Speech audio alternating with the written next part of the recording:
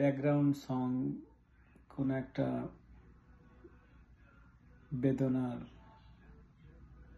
বা দুঃখের সিনের পিছনে যে ব্যাকগ্রাউন্ড সং বা মিউজিক বাজে, আসলে এটা সেটারই প্রোডাক্ট। এটা প্যান ফ্লুট বলে, যদি আমি এটা বাজাতে পারি না, জাস্ট হাতে খড়ি করতেছি আর কি।